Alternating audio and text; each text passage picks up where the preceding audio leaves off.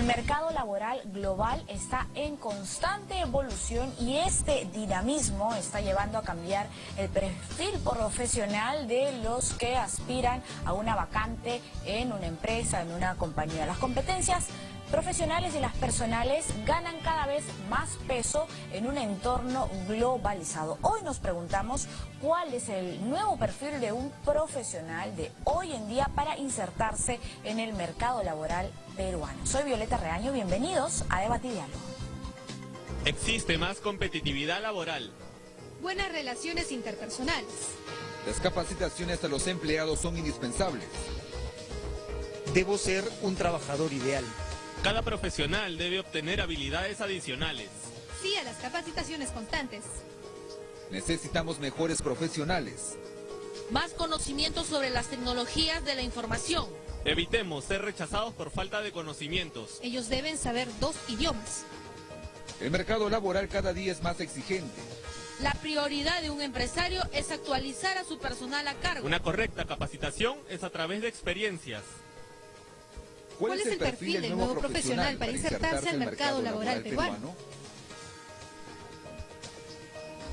Bien, para hablar sobre este tema, el día de hoy en Debate y Diálogo nos acompaña Carlos Escafi Rubio. Él es socio director de Generación X, y también nos acompaña Patricia Padilla, gerente comercial de CL Selection. Bienvenidos a esta edición de Debate y Diálogo. ¿Cuál es el perfil hoy en día que un profesional requiere para insertarse al mundo laboral? No vamos a hablar de ese nuevo perfil, sino cuál es el perfil que todo profesional necesita. Para comenzar, hablamos con Patricia Padilla. ¿Qué tal? Muy buenas noches, Violeta. Me va a encantar estar en tu programa. Gracias por la invitación. Bueno, al parecer el tema de la empleabilidad podría ser, digamos, visto como un tema superficial. Sin embargo, en concreto, y para hacerlo un tema sencillo, la persona empleable tiene que construir su trayectoria profesional como si fuese un producto. Nosotros somos el producto que se lanza al mercado. Es decir, desde que salimos de la universidad tenemos que iniciar prácticas en buenas empresas, ir actualizando nuestros conocimientos y de la mano también del tema de las relaciones personales, como bien ustedes mencionaban al inicio.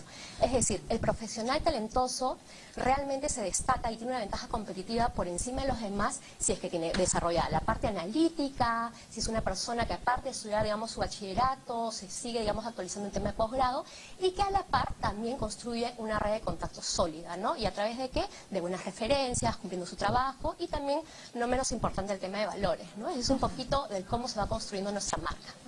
¿Cuál es entonces este perfil que cualquier profesional debe de tener, Carlos Escafi? Muchas gracias, Violeta, muchas gracias TV Perú por recibirnos esta noche.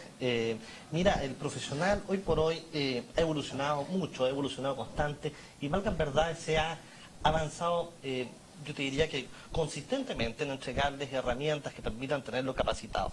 Pero la capacitación, te lo digo en función de estudios que nosotros hemos realizado en Generación X, no sirve si es que no logras comprometer de alguna forma y este compromiso tiene que ser, verse de alguna manera en la motivación que puede tener el profesional en las corporaciones, en las organizaciones del día de hoy.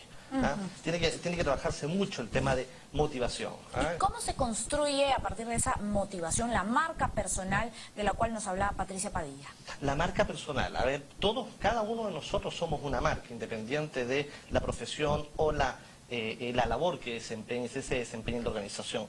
La marca personal, al final, es una serie de atributos que se van consolidando en la medida que tú vas evolucionando en tu carrera laboral. Y va a depender mucho de ello, por cierto, la formación que tú tengas, la capacitación que puedas recibir y además de ello, el compromiso que tú puedas generar y que tú puedas percibir por parte de la organización y viceversa. Son una serie de elementos, pero ahora si uno lo quisiera aterrizar esto, va a depender mucho de cada uno de lo ejecutivo, del profesional que recién empieza su carrera laboral. Ahora, en un entorno global cada vez más competitivo, ¿cuáles son estas nuevas competencias que requiere un profesional? Se lo consultamos a Patricia Padilla. En realidad el tema de relaciones personales, es decir, ser asertivo. ¿Qué significa ser asertivo? El comunicarse adecuadamente en el momento adecuado con la persona persona adecuada. La comunicación efectiva considero que es uno de los pilares más importantes en el tema de desarrollo profesional. ¿Por qué lo digo? Porque, digamos, en épocas pasadas la persona que, digamos, era muy numérica, muy analítica, el que, digamos, sacaba 20 en todos los exámenes era, entre comillas, el gerente ideal. Sin embargo, las organizaciones modernas y más exitosas a nivel global se han dado cuenta que no solamente es importante ser analítico y tener una buena idea, porque ¿cómo la expongo? ¿Cómo sustento esa idea? Entonces, las personas más talentosas a nivel mundial son las personas que analizan, que tienen todo ese balance analítico y que también pueden exponer. Entonces, aparte de la comunicación efectiva, es el tema de ser una persona con mucho temple, con mucha, digamos, estabilidad emocional, que pueda trabajar en equipo. Es decir, eso, digamos, sería el tema de relaciones interpersonales, ¿no? ¿Será entonces la asertividad, Carlos Scaffi, una de las nuevas competencias que requiere ese nuevo perfil del profesional? Por supuesto, concuerdo plenamente en relación al tema de la asertividad con lo manifestado recientemente, pero además de ello está el desarrollo de habilidades blandas. Las habilidades blandas son altamente importantes hoy y hace un minuto se hablaba de la capacidad relacional. Tú puedes ¿Cuáles son esas habilidades blandas? Dentro de las habilidades blandas, dentro de las principales habilidades blandas tienes el manejo de gestión de crisis, el manejo de situaciones conflictivas, el cómo insertarte en grupos de trabajo, cómo comenzar a manejar tus relaciones, cómo comenzar a construir tu red de contacto. Es decir, también ese desenvolvimiento en momentos de mucha presión. Absolutamente, ¿sí? Absolutamente. Y además de ello, Violeta, cuando hablábamos de habilidades blandas, y insisto en el tema relacional, no sirve de nada en términos generales, que pueda ser egresado de la mejor universidad. Imagínate un ingeniero egresado del MIT, que no tenga habilidades relacionales. El crecimiento laboral de esta persona o el desarrollo de su carrera va a ser limitado. Las relaciones hoy por hoy son altamente importantes y el principal activo de las organizaciones es su red, la red de contacto. El principal activo de una organización es su red, por cierto, su gente. ¿Será la red de contactos entonces ese principal activo de un profesional, como nos está diciendo Carlos Scaffi? Patricia Padilla. Lo que pasa es que el tema de la red de contactos se construye, o sea, digamos, es una consecuencia de lo anterior. Si yo soy una persona con valores, que trabajo en equipo, que no solamente incluso cumplo mi trabajo, sino también apoyo a otros, y que no solamente también cumplo las metas, sino doy más allá, propongo cosas, soy innovador, ahí vas construyendo la red de contactos. Entonces la red de contactos es una consecuencia de un trabajo bien hecho y de buenas relaciones, ¿no? ¿Y qué habilidades blandas, además de las que nos ha mencionado Carlos Scaffi, estaría en este nuevo perfil del profesional de hoy, ¿no? De este mundo globalizado? Cuando hablamos de habilidades blandas, hablamos justamente de las habilidades o competencias que no son técnicas, es decir, justamente el tema de control de impulsos, trabajar bajo presión, como bien mencionaste al inicio. La persona que trabaja bajo presión no es que sea una persona que no siente. Somos seres humanos, no somos robots, pero sabe, digamos, interiorizar esa presión y canalizarla en un trabajo bien hecho. Eso, digamos, sería un tema de habilidades blandas, ¿no? El tema de liderazgo. Poder liderar no significa mandar o gritar a las personas. Liderar significa que las personas te respeten en función a tu conocimiento y que también un buen líder lo que hace es identificar las fortalezas de cada persona de su equipo y en función de eso, como unas piezas de ajedrez, poder, digamos, también integrar los esfuerzos y conseguir una meta, ¿no? Eso es más o menos lo que podríamos, digamos, resumir a grosso modo que son habilidades blandas. La inteligencia emocional es importante para un profesional, Carlos Scaffi. Altamente importante. Altamente importante. Y en función se ha hablado mucho de inteligencia emocional, se ha hablado mucho con la finalidad de poder comprender el insight del profesional, del consumidor, se ha hablado mucho además de neuromarketing. La inteligencia emocional es un conjunto de factores que van a lograr un mejor desempeño durante, no solamente en el plano laboral, sino en el plano personal. Si uno comenzara, podríamos desarrollar diversas teorías en relación a lo que es inteligencia emocional. Yo me permitiría mencionarte algunos puntos. El manejo, la inteligencia emocional se construye, y no es que tú participes de una capacitación de inteligencia emocional, de un taller de inteligencia emocional. ¿Cómo se construye esa inteligencia emocional? La inteligencia emocional tú la vas construyendo a lo largo de los años, en la medida que se va desarrollando una madurez personal y profesional en relación a diversas situaciones que te tocan enfrentar. Por cierto que trabajando algunos aspectos técnicos respecto del manejo de gestión de crisis. La gestión de crisis es fundamental hoy en día para manejar diversas situaciones en el plano personal y laboral. Si uno comenzara a revisar las temáticas que toca la gestión de crisis, uno no solamente podría circunscribirla al plano laboral académico.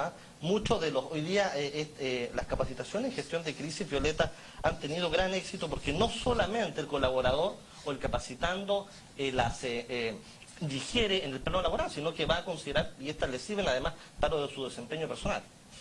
Pero esta inteligencia emocional que nos menciona Carlos Scaffi también se puede potenciar con capacitaciones, talleres, además de toda esa expertise, ¿no?, que se gana con el paso del tiempo, con las distintas experiencias que un profesional o uno profesional tiene a lo largo de su vida. Patricia Padilla, ¿usted qué opina? En realidad la inteligencia emocional tiene, digamos, 4 componentes. La inteligencia intrapersonal, que digamos después hace que uno pueda desarrollar las habilidades que él menciona. ¿Qué es la inteligencia intrapersonal? Saber cuáles son nuestras fortalezas, nuestro autoconocimiento y también reconocer en qué debo mejorar. Y eso construye tu autoestima. Y justamente lo que las personas a veces dicen, no puedo amar a otros si no me amo a mí mismo. Es lo mismo en la profesión. Si yo tengo una adecuada autoestima, sé qué profesional soy, pero también sé en qué debo mejorar, qué me falta. Me falta idiomas, me falta una maestría. O sea, hay que reconocer también nuestras brechas. Esa es la persona que más adelante puede ser consistente, relacionarse bien, manejar el cambio, adaptarse al cambio, ser flexible, manejo de conflictos. O sea, pero todo nace de una adecuada autoestima, ¿no? Ahora, ¿qué profesional es más requerido en una empresa? ¿Un profesional que a lo mejor tiene un MBA, que a lo mejor tiene varios posgrados? ¿O un profesional que ha desarrollado ese liderazgo, esas habilidades blandas que ustedes mencionan? ¿O un poco de ambas partes? Carlos Scaffi. Muchas gracias.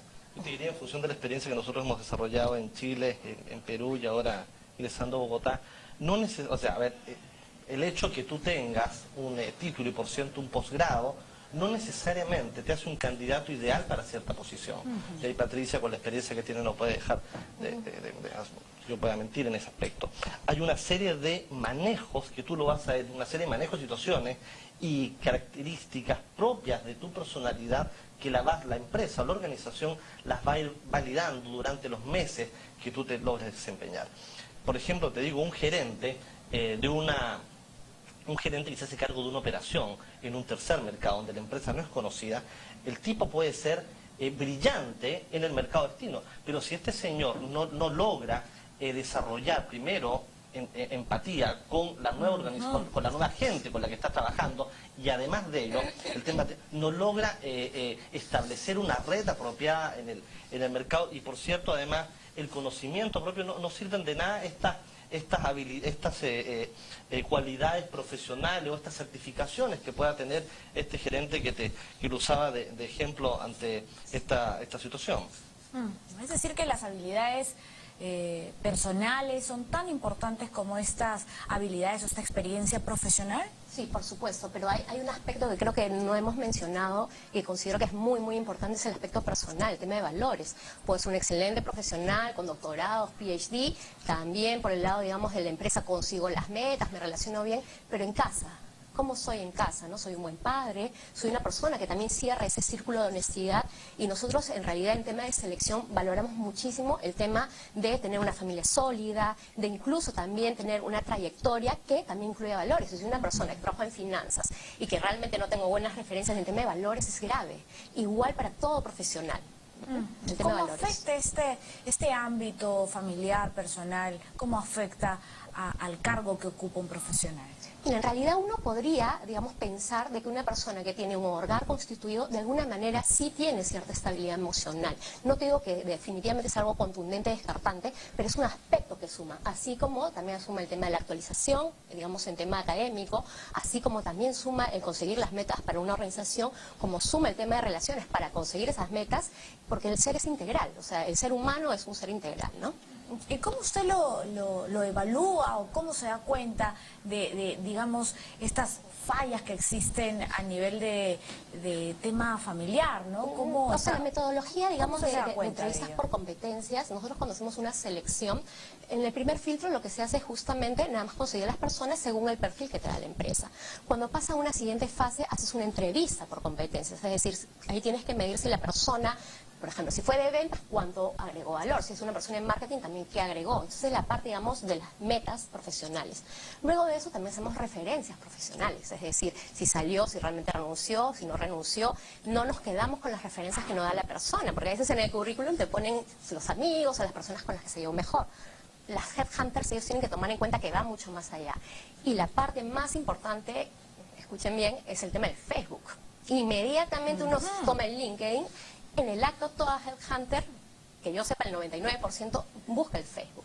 Entonces, lo que se busca, como te digo, es una persona con valores. Es una persona que realmente tú ves que su vida es un poquito descontrolada, que no, digamos, refleja lo que incluso te pudo reflejar en la entrevista. En la entrevista uno va con la mejor cara, la mejor comunicación, etcétera, pero se cierra ese círculo. Y finalmente las referencias también, a veces también incluso cuando son temas de finanzas, etcétera, hacemos security check, o sea, verificamos que no hay antecedentes policiales, penales, entonces es integral, ¿no?, la selección.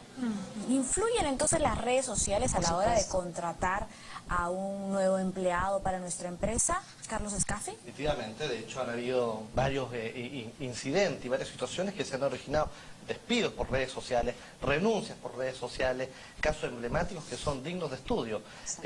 Si bien nosotros en Generación no hacemos search o headhunting, sumándome a lo que decía Patricia hace un momento, nosotros por ejemplo trabajamos capacitaciones y antes de cada capacitación nosotros armamos dinámica. ¿Ah? No la típica dinámica donde usted se acuerda, no sé, Violeta, usted es bastante joven, ¿ah? Las que uno se podía tomar las manos, podían decirse cosas. Nosotros ahora trabajamos un concepto bastante novedoso, desarrollamos dinámicas. Por ejemplo, si queremos capacitar a alguien en gestión de crisis, diseñamos una crisis. ¿Y qué es lo que armamos? Armamos, por ejemplo, una cabina de un Boeing dentro de la sala donde usted va a ser capacitada, y usted llega y primero va a estar desconcertada porque va a ver la cabina del Boeing dentro con un equipo de alta producción, armamos una cabina y la gente dice: ¿y esto ahora es que me vienen a vender? Porque la capacitación hoy en día es un cacho. Nosotros en Chile decimos un cacho, que al final un cacho resulta ser una situación tediosa. Primero porque me programó la capacitación a las 6 de la tarde. Yo a las 6 de la tarde tengo que ir a cuidar a mi hijo, o salir con la enamorada, o hacer compras en el supermercado. Entonces, por lo tanto, si usted no me entrega una capacitación de primer nivel y logra tener toda mi atención, a la final esa capacitación no le sirve de nada.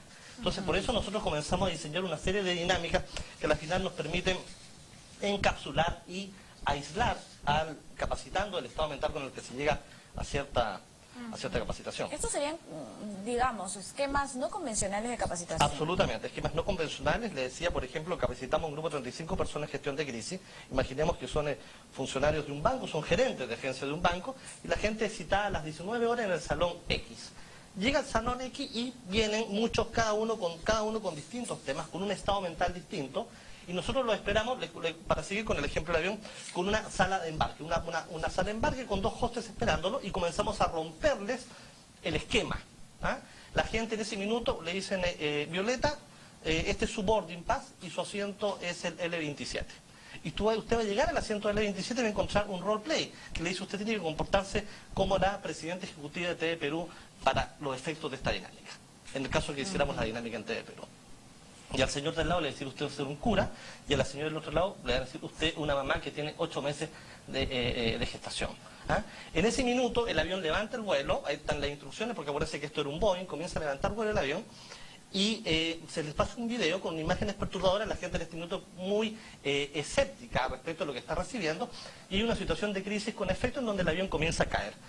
Viene la jefe de cabina y le dicen: todos colóquense los paracaídas. Y se da cuenta que usted, que la presidenta de Perú, no tiene su paracaídas. Y el cura de al lado sí lo tiene. Entonces en ese momento hay una situación crítica que va a durar, en total esta dinámica duran 25 minutos, están registradas de manera fílmica, y cada uno de los capacitantes en ese momento tiene que luchar o entregar la mayor cantidad de argumentos de por qué usted tendría que tener ese paracaídas y la otra persona no. Esto es registrado de manera fílmica, no hay ganadores ni perdedores. Pero ¿qué es lo que buscamos con esto, en esta dinámica de gestión de crisis? Es que aisló al del estado mental con el que llevó cada uno de esos 35 señores.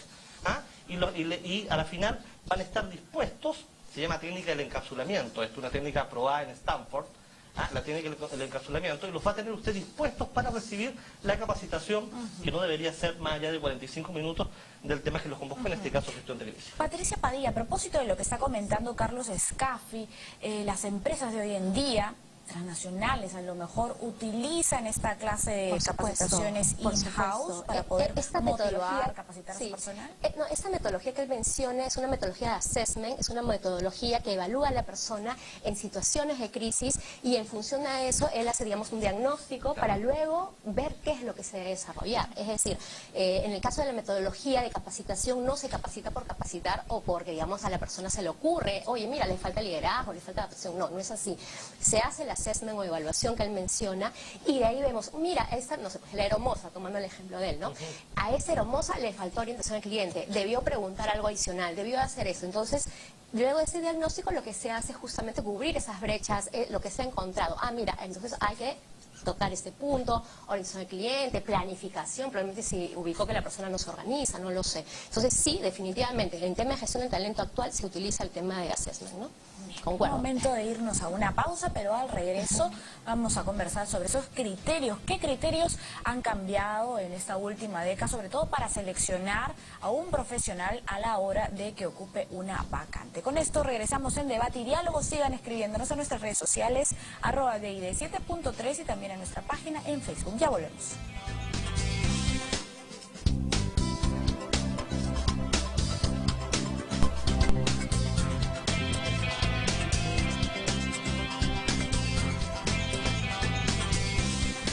Bien, ¿cuál es este nuevo perfil del profesional de hoy para insertarse al mercado laboral? El día de hoy nos acompaña Carlos Escafi Rubio, socio director de Generación X, y también Patricia Padilla, gerente comercial de CL Selection. Antes de continuar con esta entrevista, vamos a presentarles un video informativo sobre el tema. Adelante.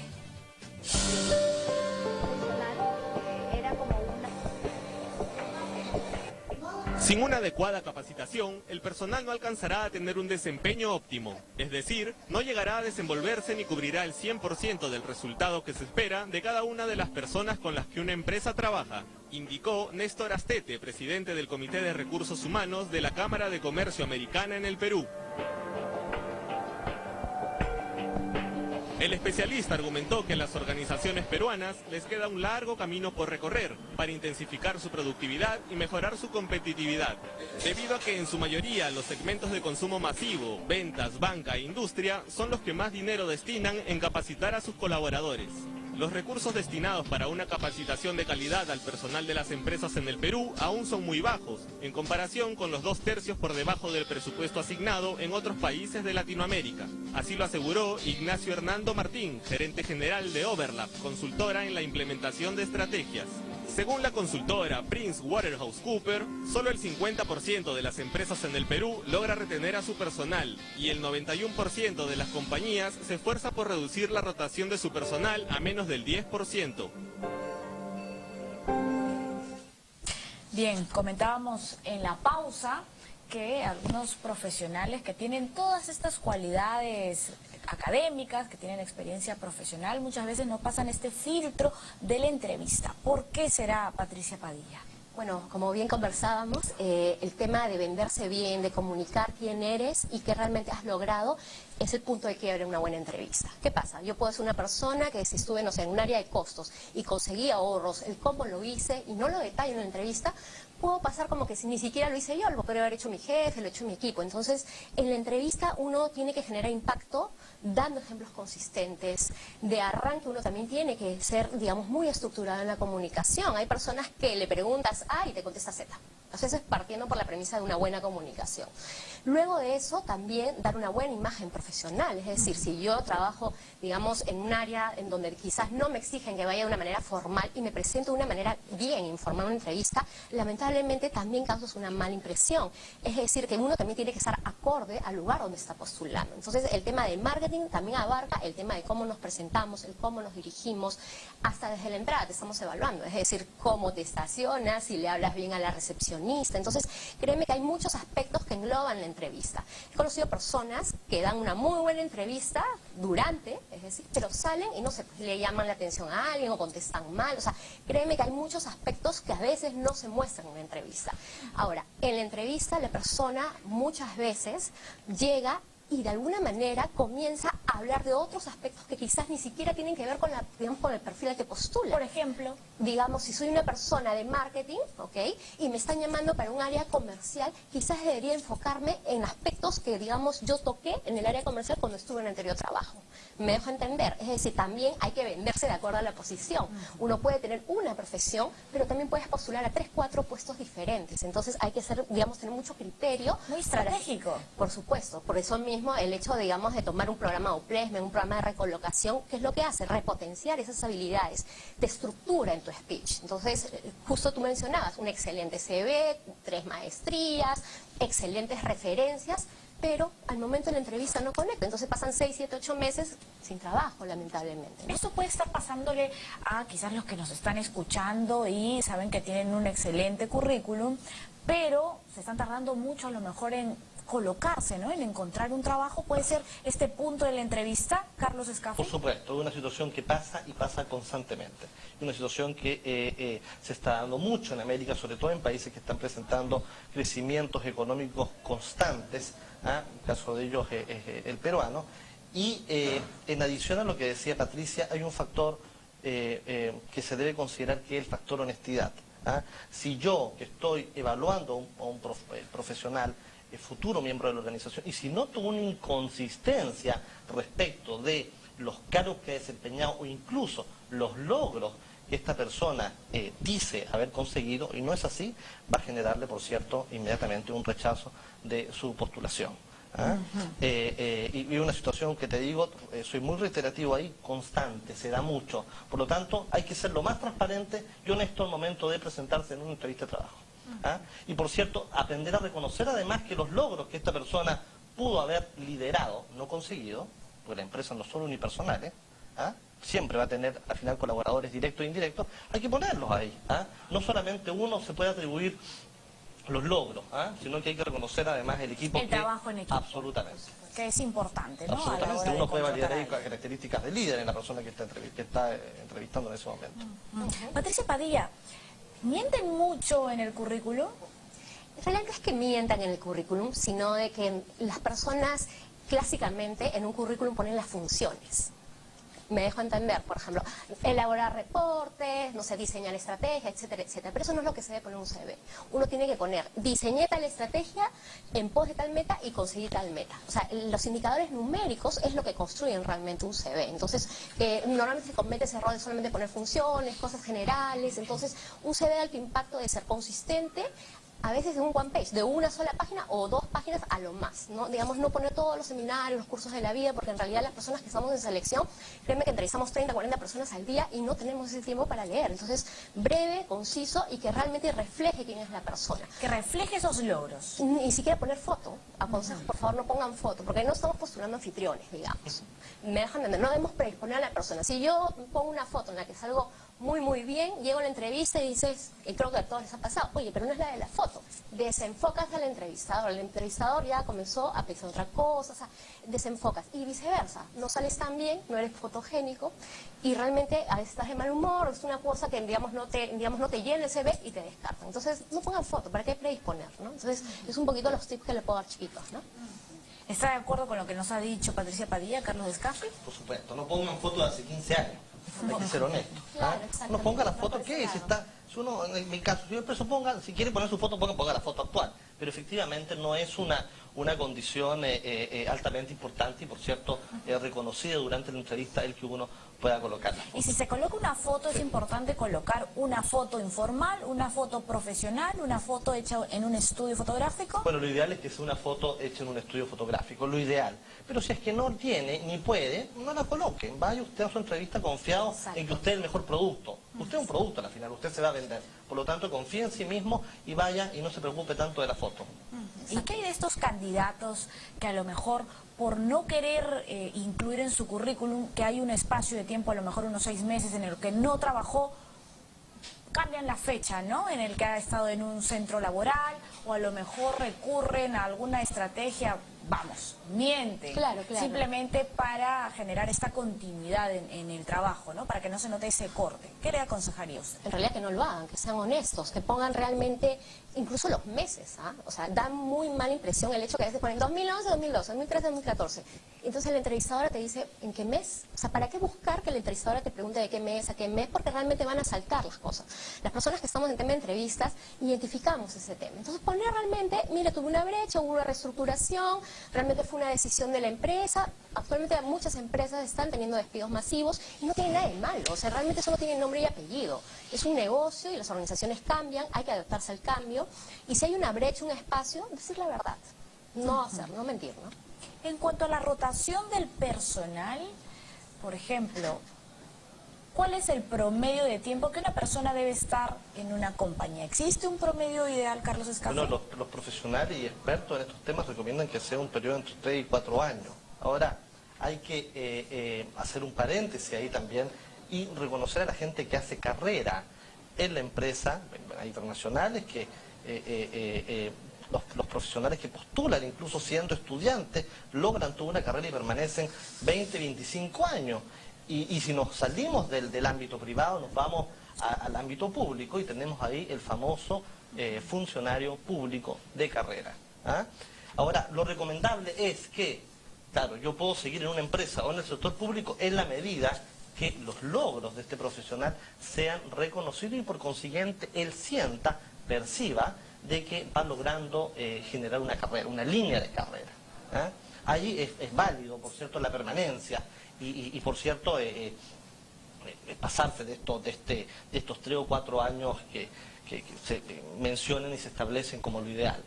¿Y esto se toma en cuenta a la hora de seleccionar a un profesional para una vacante en un puesto de trabajo, Patricia Padilla? Por supuesto, mira, en realidad la evaluación curricular es la base para el tema de selección. Pero si nos queremos ir un poquito más atrás en el tema de retención, las organizaciones exitosas actuales toman planes de retención, pero hacia la gente que agregó valor.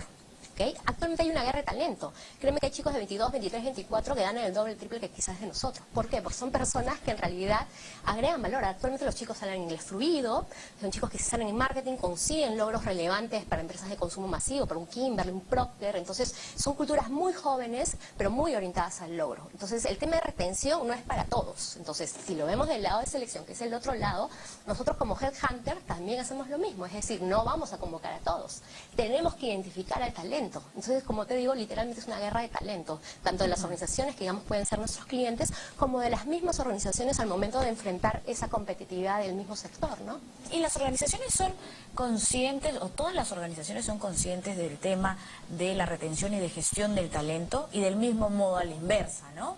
¿Los profesionales somos conscientes de ello? Carlos Escafí. Los profesionales somos conscientes de ello y yo te voy a hablar, Violeta, más allá de los profesionales, del profesional que está en la empresa y que se encarga de ello. Te lo digo en función de la experiencia y particularmente me refiero al sector financiero, hay cierta reticencia y cada vez los presupuestos orientados a capacitación son más exiguos. ¿Ah? Cada vez le restan un poquito más, un porcentaje al área de capacitación de la empresa. Y claro, muchas veces te dicen, oye, bueno, lo que pasa es que esta persona está bien pagada, pero ojo, nosotros en Generación trabajamos con un equipo bastante joven, de hecho, mi coordinador de producción es bastante joven, y no, la gente no necesariamente se está quedando por la cantidad que tú le estás pagando, ¿ah? Se queda por una serie de elementos anexos a la paga, ¿ah? Como la confortabilidad, como cuál es la relación que puedo tener con mis jefes, con mis compañeros, el ambiente laboral que se vive. Hay una serie de elementos que al final se traducen en que tú decidas quedarte, y no necesariamente por el factor económico. Volviendo a la pregunta, te digo de que existe la conciencia, sí, claro, puede existir la conciencia, soy consciente de que la capacitación es importante, pero ¿qué hago? Al final les sigo dando lo mismo, ¿ah? Y los obligo a asistir a capacitaciones, que al final, ¿cuánto es la retención de una capacitación efectiva? 30%. ¿Ah? Por eso que nosotros en Generación comenzamos a apostar por el concepto de capacitación no convencional, no tradicional, de manera de lograr que la gente, este 30%, pasarlo a un 75% o un 70%. Claro, hay profesionales entonces que sienten que no existe un clima laboral adecuado y además de alguna manera se sienten estancados en su puesto porque ha pasado demasiado tiempo y sienten que les falta le faltan retos, ¿no? Esa motivación, y también ahí iría el tema de capacitación. Sí, por supuesto, claro, porque además una persona puede sentirse capacitada para ello, pero la empresa le tiene que entregar los elementos necesarios para que pueda hacerse responsable con, por cierto, con una mayor capacitación, para la redundancia de la posición a la que este funcionario pretende lograr. Patricia Padilla, ¿qué opina al respecto? En realidad estoy totalmente de acuerdo con él. Incluso la nueva generación de jóvenes profesionales, aquellos que tienen menos de 30 años, son personas que valoran mucho el clima laboral, el tema de desarrollo. El sueldo obviamente es un aspecto muy importante, también depende de tu contexto. Sin embargo, es muy valorado incluso hasta el tema de flexibilidad de horario. Hay personas que, digamos, trabajan con una flexibilidad de horario, trabajan por objetivos. Y si tú trabajas por objetivos en un lugar que te gusta, por lógica vas a tener mejores resultados. Entonces, la persona que siente pasión por lo que hace, que no le cuesta venir al trabajo, que se siente feliz, digamos, haciendo lo que hace, es una persona que agrega valor. Entonces, es un círculo vicioso positivo, por así decirlo, ¿no? Cuando uno trabaja y siente que no está trabajando, entre comillas, fluye, que es un gol, ¿no? Exactamente, que fluye. Bien. Nos vamos a una pausa, pero regresamos con todos los comentarios y las preguntas en las redes sociales. Escríbanos a @DID7.3 y también a nuestra página en Facebook. Ya regresamos con más en Debate y Diálogo.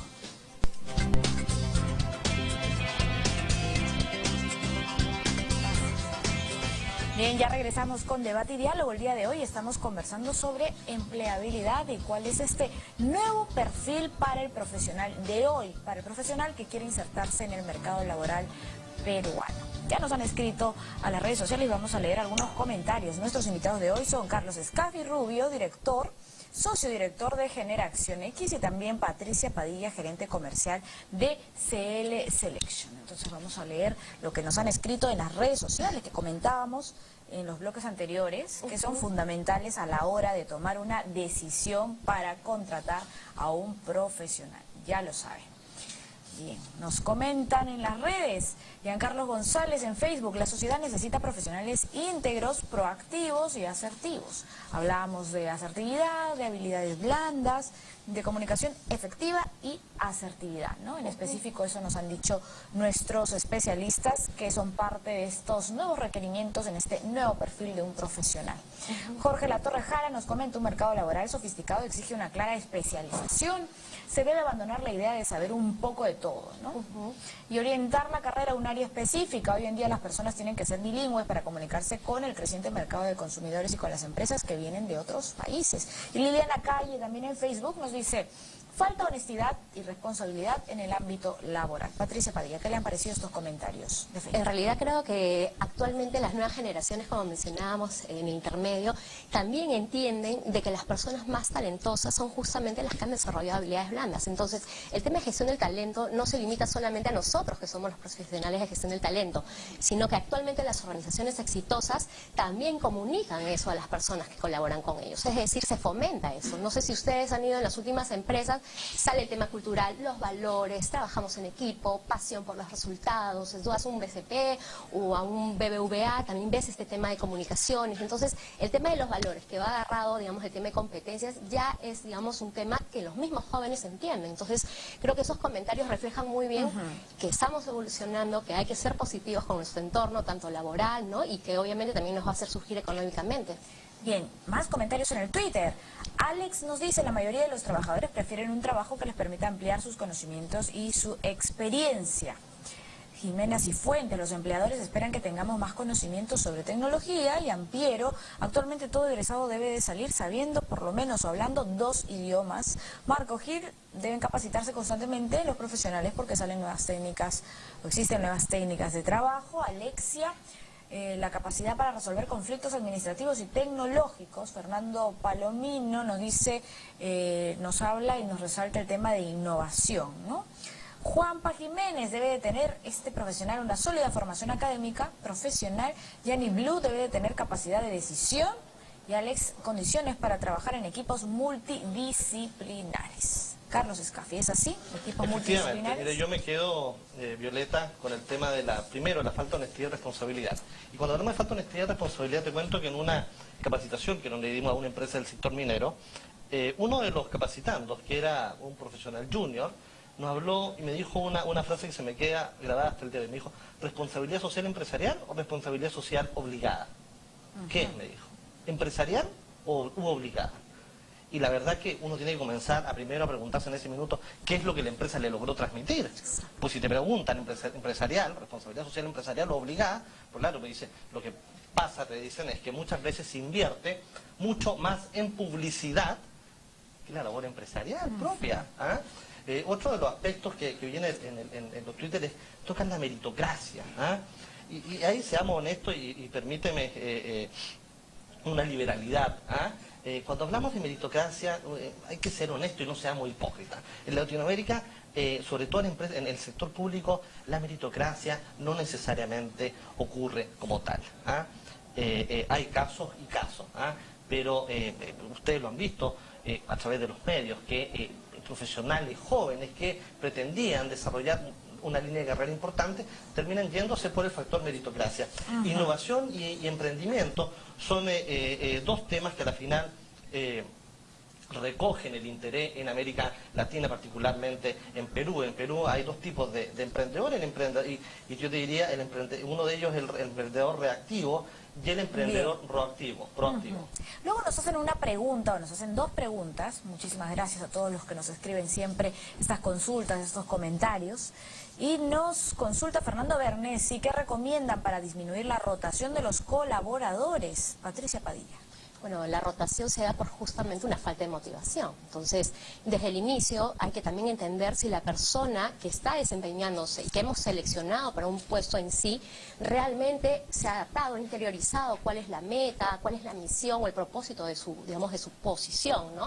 Por ejemplo, si te contratan para que seas una persona comercial y tienes que desarrollar un negocio y te tienes también que interiorizar el objetivo de tu posición, definitivamente te va a ir bien. Pero si sientes de que puedes alcanzar una meta y no recibes el feedback, o realmente estás en una posición solamente ocupando el sitio y porque no conseguiste trabajo, es ahí el detalle de por qué uno se desmotiva. Entonces, volviendo al punto anterior, a uno le tiene que gustar su trabajo, sentir pasión por los resultados que consigue, ¿no? Entonces, ahora, si las personas están desmotivadas, también hay que identificar. Puede ser una persona talentosa, ojo, pero que talentoso, pero no está en la posición que justamente en la cual encaja, y es por ello que tienen que hacer estos assessments. Entonces quizás una persona excelente para el área, digamos, logística, la estamos metiendo en el área de finanzas, puramente analítico, pero quizás esa persona tiene la parte de análisis, pero también puede gestionar bien, me dejo entender. Entonces hay que evaluar, hay que saber dónde está, digamos, cada pieza clave de nuestro tablero de ajedrez en la organización, ¿no? ¿Está de acuerdo Carlos Escaf? Absolutamente, absolutamente. Altamente importante el sentirse grato y cómodo en la organización. Y no necesariamente por la remuneración, sino importa mucho el ambiente laboral y cómo te acoge esa organización. Bien.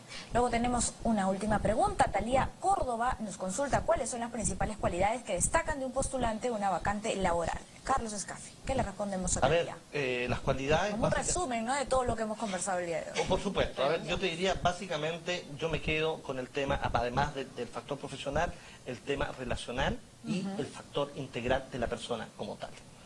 Yo lo resumiría en eso. Tengo el ámbito profesional, las cualidades académicas, las certificaciones que pueda tener esta persona y que sea íntegra como persona, que tenga un diverso manejo de X situaciones que se puedan presentar. Bien. ¿Cuáles son esas principales cualidades, Patricia Padilla, para un poquito para complementar el hecho de tener una buena base, de desarrollar nuestra capacidad de análisis, es decir, tener una buena preparación académica y compensarla a través, digamos, de una trayectoria laboral donde uno llega a sus metas, trabaja en equipo, de alguna manera también ayuda a los demás sin que les pidan también. O sea, el hecho de ir más allá yo considero que es la diferencia entre un profesional bueno y un profesional talentoso. El ir más allá, identificar, innovar.